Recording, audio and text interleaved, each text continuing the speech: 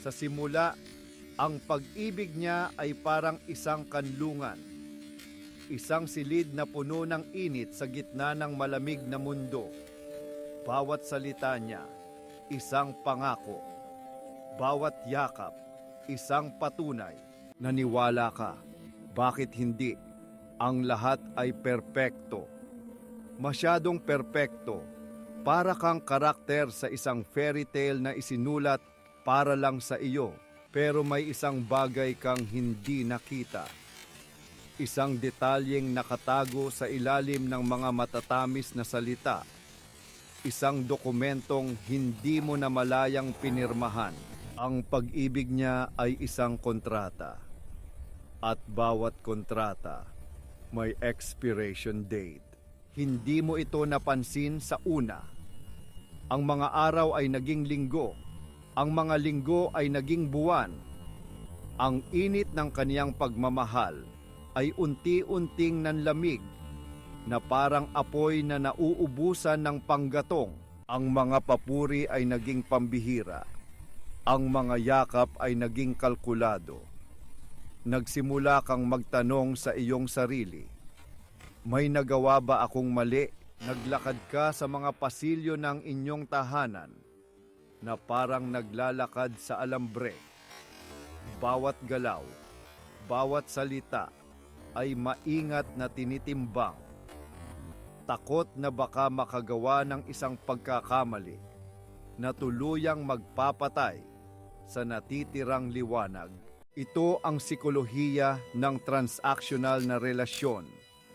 Isang relasyon na hindi nakabatay sa pagmamahal, kundi sa halaga. Ang tanong sa isip niya ay hindi, mahal ba kita? Kundi, ano pa ang pakinabang ko sa iyo?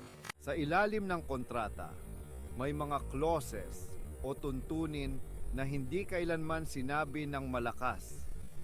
Mamahalin kita hanggat maganda ka. Mamahalin kita hanggat matagumpay ka.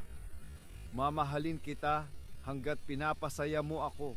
Kapag hindi mo na natupad ang isa sa mga kondisyong ito, nagsisimula ang paglabag sa kontrata.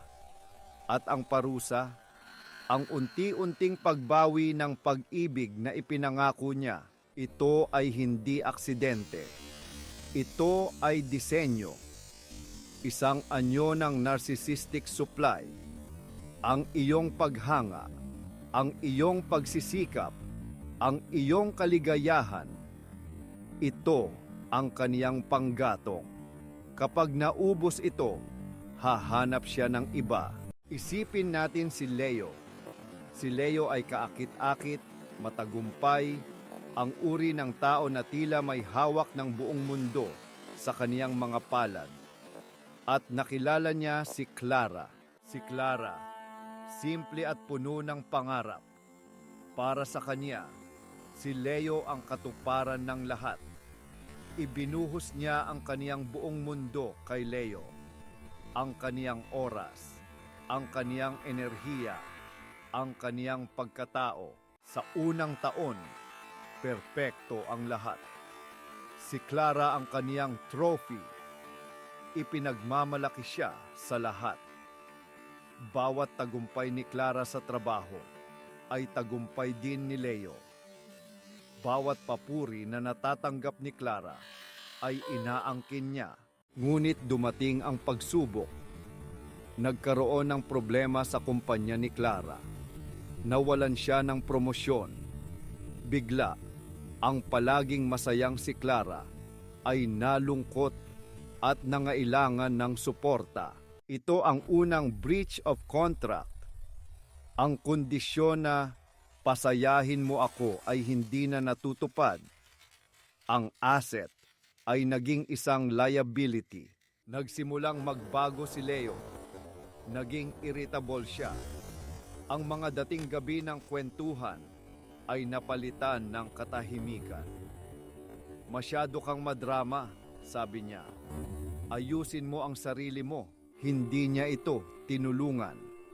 Sa halip, pinarusahan niya ito sa pamamagitan ng pagwawalang bahala. Ang kaniyang silent treatment ay isang sandata, isang paraan upang ipaalala kay Clara na nabigo siya sa kaniyang tungkulin. Ang expiration date ay papalapit na. Hindi ito isang partikular na araw sa kalendaryo. Ito ay ang punto kung saan ang pakinabang ay mas mababa na kaysa sa pagsisikap na kailangan. Nang makabawi si Clara at nagsimulang manindigan para sa sarili, iyon na ang huling patak. Ang paghingi niya ng respeto at pag-unawa ay isang direktang paghamon sa kapangyarihan ni Leo. Isang araw, umuwi si Clara sa isang bahay na walang laman, walang sulat, walang paliwanag. Tanging ang nakakabinging katahimikan. Natapos na ang kontrata. Nag-expire na. Ito ang pinakamasakit na bahagi. Ang pag-abandona. Para sa isang transactional narcissist, ang pagtatapos ay hindi isang pag-uusap. Ito ay isang pagtatapon. Para kang isang laruan na sirana at hindi na kawili-wili. Kung pamilyar sa iyo ang kwentong ito, pakinggan mo ako. Ang sakit na nararamdaman mo ay totoo. Ang kalituhan mo ay may basehan. Ngunit ang kasalanan ay hindi sa iyo. Hindi ka nabigo bilang isang partner. Pumasok ka sa isang kasunduan na hindi mo alam. Nagmahal ka ng totoo sa isang taong hindi alam kung paano magmahal. Tanging kung paano kumuha. Ang unang hakbang sa paghilom ay ang pagkilala sa kontrata. Tingnan mo ito hindi bilang isang testamento ng iyong pagkukulang, kundi bilang isang ebidensya ng kanilang limitasyon. Ang pag-ibig na may kondisyon ay hindi pag-ibig. Ito ay isang hawla na gawa sa ginto. Maganda tingnan, ngunit hawla pa rin. Ang tunay na pag-ibig ay hindi isang kontrata na kailangan mong tuparin. Ito ay isang espasyo kung saan maaari kang maging mahina, magkamali, at maging hindi perpekto, at mananatili pa ring karapat-dapat. Huwag kang matakot na sirain ang kontratang sumasakal sa iyo. Dahil sa labas ng mga pader na iyon, mayroong isang pag-ibig na hindi nagbibilang, hindi naniningil, at higit sa lahat, walang expiration date.